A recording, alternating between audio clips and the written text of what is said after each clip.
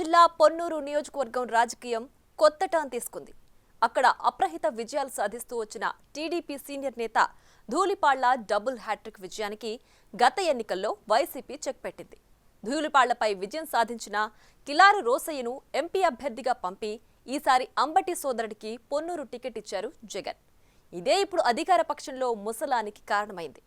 10 ఏళ్లుగా పొన్నూరు వైసీపీలో యాక్టివ్గా ఉన్న సీనియర్ నేత ఈసారి కూడా తనకు టికెట్ దక్కకపోవడం, మళ్లీ స్థానికేతడి వైపే పార్టీ మొగ్గు చూపడంతో తీవ్ర అసంతృప్తితో కనిపిస్తున్నారు.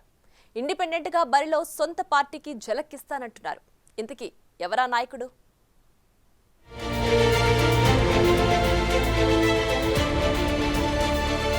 గుంటూరు జిల్లా పొన్నూరు నియోజకవర్గం రాజకీయాల్లో కీలక పరిణామాలు చోటు చేసుకుంటున్నాయి. పొన్నూరు పేరు చెప్తే ముందుగా గుర్తొచ్చేది సంగం డైరీ, ధూళిపాళ్ల కుటుంబమే. టీడీపీ ఆవిర్భావం నుంచి ధూళిపాళ్ల నరేంద్ర తండ్రి, సంగం డైరీ వ్యవస్థాపకుడు ధూళిపాళ్ల వీరయ్య చౌదరి పొన్నూరు ఎమ్మెల్యేగా 2 సార్లు వరుస విజయాలు సాధించారు. 1989 ఎన్నికల్లో పరాజయం పాలైన ఆయన రోడ్డు ప్రమాదంలో మరణించడంతో తండ్రి రాజకీయ వారసత్వాన్ని కొనసాగించిన నరేంద్ర 1994 నుంచి వరుసగా 5 సార్లు ఎమ్మెల్యేగా గెలిచి పొన్నూరును తన కంచుకోటగా మలుచుకున్నారు.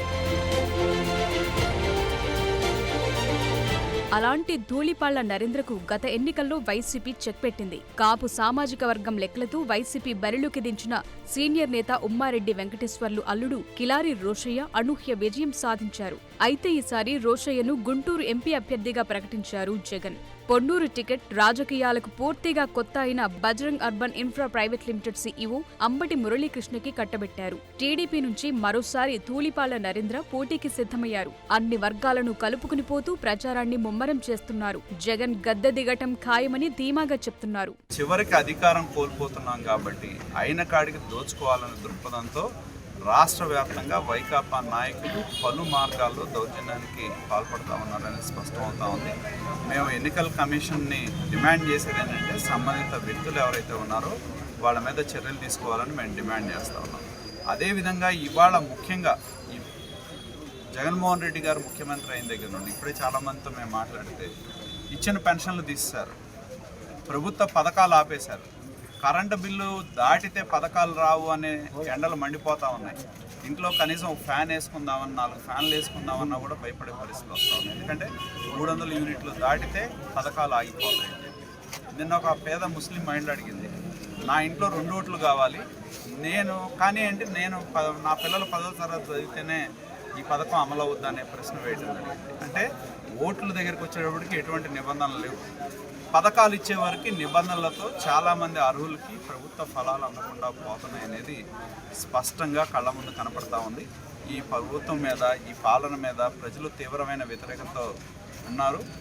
ఖచ్చితంగా ఈ రాష్ట్రంలో తెలుగుదేశం, ఎందుకంటే కొన్ని సర్వేలు ప్రవేశపెడుతున్నారు, సర్వేలు ఉన్నాయని చెప్పి ప్రజలను గందరగోళానికి గురి చేసి ఏదో వైకాపా అధికారంలోకి వస్తుందనే ఒక దుష్ప్రచారానికి పాల్పడుతూ ఉన్నారు.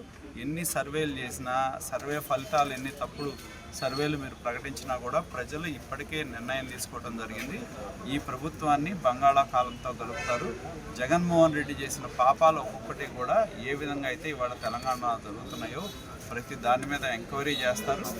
మరోవైపు నాన్ లోకల్ అయినప్పటికీ వైసీపీ అభ్యర్థి అంబటి మురళి ప్రచారంలో దూసుకుపోయే ప్రయత్నం చేస్తున్నారు. ఎమ్మెల్యేగా కిలారి రోషయ్య చేసిన అభివృద్ధిని, జగన్ ప్రభుత్వం సంక్షేమ పథకాలను వివరిస్తూ నియోజకవర్గంలో పర్యటిస్తున్నారు. పొన్నూరులో మళ్లీ ముఖాముఖి పోరు ఖాయమని అనుకుంటున్న టైంలో వైసీపీకి షాక్ ఇస్తూ ఆ పార్టీ సీనియర్ నేత ప్రత్తిపాడు మాజీ ఎమ్మెల్యే రావి వెంకటరమణ సీన్లోకొచ్చారు.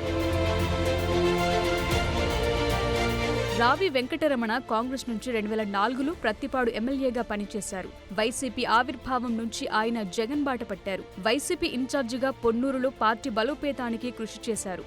2014 ఎన్నికల్లో పొన్నూరు అసెంబ్లీ నియోజకవర్గం నుంచి పోటీ చేసి ఓడిపోయారు. 2019లో ఆయనకు టికెట్ దక్కలేదు. తనదైన లెక్కలతో ఉమ్మారెడ్డి అల్లుణ్ణి పొన్నూరు తీసుకొచ్చారు జగన్. ఎమ్మెల్యేగా గెలిచిన కిలారి రోషయ్య ఉద్దేశపూర్వకంగానే రావి వర్గాన్ని దూరం పెడుతూ వచ్చారన్న ప్రచారముంది. దాంతో 2 గ్రూపుల మధ్య గ్యాప్ పెరిగింది. గతంలో టీడీపీ నేతలకు లీక్లిచ్చి కిలారిపై మట్టి మాఫియా ఆరోపణలు చేయించింది కూడా రావి వర్గం అనే అనుమానాలున్నాయి. వీటన్నిటిపై అధిష్టానానికి ఫిర్యాదులు వెళ్లటంతో క్రమశిక్షణ కమిటీ చర్యలకు సిఫారసు చేసింది. రావి వెంకటరమణ వైసీపీ నుంచి సస్పెండ్ అయ్యారు. అలాంటి రావి సడన్ గా పొన్నూరు పాలిటిక్స్ లో యాక్టివ్ అయ్యారు. తాజాగా పొన్నూరులో పర్యటించారు. వివిధ వర్గాల వారితో మీటింగ్లు పెట్టారు. ఈసారి కూడా వైసీపీ కొత్త వ్యక్తిని అభ్యర్థిగా ప్రకటించడంపై స్థానిక శ్రేణులు, కార్యకర్తలు అసంతృప్తితో ఉన్నారని మీడియా ముందుకొచ్చి చెప్తున్నారు. నేను రాలేదు 5 సంవత్సరాల కాలం ఎక్కడ కూడా.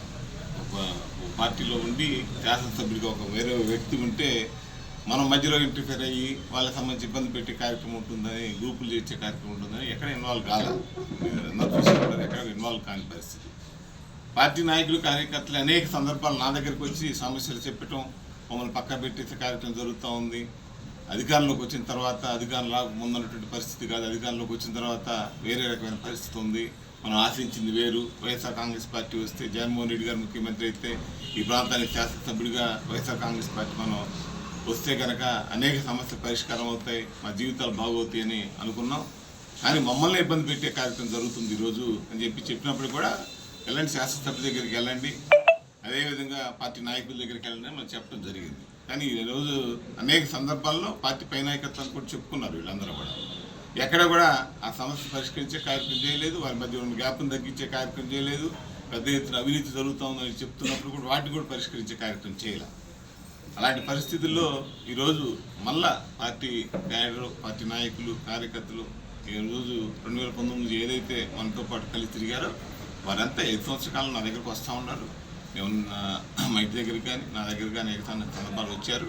మళ్ళీ ఇప్పుడు కూడా 4-5 రోజుల నుంచి పూర్తిగా మళ్ళా శాసనసభ్యుడిగా కొత్త అభ్యర్థిత్వాన్ని పరిశీలించడం జరిగింది. మురళి అనే వ్యక్తిని, ఆయన ఎవరు నాకు తెలియదు పర్టికులర్గా, అతని గురించి మనం ప్రత్యేకించి చెప్పే పని లేదు. కానీ పార్టీ క్యాడరు, పార్టీ నాయకత్వం, కార్యకర్తలు, గ్రామాలకు సంబంధించి, పట్టణాలకు సంబంధించి మనతో కలిసినటువంటి వ్యక్తులు వీళ్ళంతా పెద్ద ఇబ్బంది పడతా ఉన్నాం. పార్టీ మమ్మల్ని పట్టించుకునే పరిస్థితి ఎక్కడా కొనపట్లేదు. మన తెలుగుదేశం పార్టీ మీద ఫైట్ చేసినటువంటి విధానం వేరు, ఈరోజు జరుగుతున్నటువంటి విధానం వేరు. మనం అంతా ఏదో ఒక నిర్ణయం తీసుకొని రేపు ఎలక్షన్ సంబంధించి 2024 ఎలక్షన్ జరిగే ఎలక్షన్లో అందరూ కలిసి నిర్ణయం తీసుకొని సాగుదాం. ఆ నిర్ణయం మంచి నిర్ణయం ఉండాలని అడుగుతున్న సందర్భంలో ఇక్కడ మన Sultan floor leader, municipal floor leader వాళ్ళ ఇంట్లో కూర్చొని మాట్లాడదామని చెప్పి ఈరోజు ఇక్కడ రావడం. ఇండిపెండెంట్ గా పోటీ చేయాలంటున్న తన అనుచరుల ఒత్తిడితోనే రావి వెంకటరమణ తిరిగి పొలిటికల్ స్క్రీన్ పై యాక్టివ్ అయ్యారట. వైసీపీ అభ్యర్థి అంబటి మురళి పొన్నూరుకు పూర్తిగా కొత్త ముఖం అవ్వటం, నియోజకవర్గ వైసీపీ శ్రేణులతో రావికి మంచి సంబంధాలు ఉండటం ఆయనకు కలిసొచ్చే అంశాలంటున్నారు. వైసీపీ అభ్యర్థి కంటే రావిపైనే లోకల్ గా పాజిటివ్ ఉందని, ఆయన ధూళిపాళ్లకు ప్రధాన అభ్యర్థి అవుతారని ఆయన వర్గీయులు అంటున్నారు. ఒకవేళ గెలవకపోయినా రాజకీయంగా తమను ఇబ్బంది పెట్టిన కిలారి రోషయ్యను గుంటూరు ఎంపీగా ఓడించడానికైనా రావి బరిలోకి దిగుతారన్న టాక్ వినిపిస్తోంది. పొన్నూరుతో పాటు పత్తిపాడు, గుంటూరు పశ్చిమ నియోజకవర్గాల్లో రావి వెంకటరమణకు బంధుగణంతో పాటు అంతూ ఇంతో ఫాలోయింగ్ ఉంది. ఆ రెక్కలతోనే గుంటూరు లోక్సభ సెగ్మెంట్లో తానేంటో రోషయ్యకు చూపించాలని ఆయన పొన్నూరు నుంచి ఇండిపెండెంట్ గా పోటీకి దిగినట్లు సన్నిహితులు చెప్తున్నారు.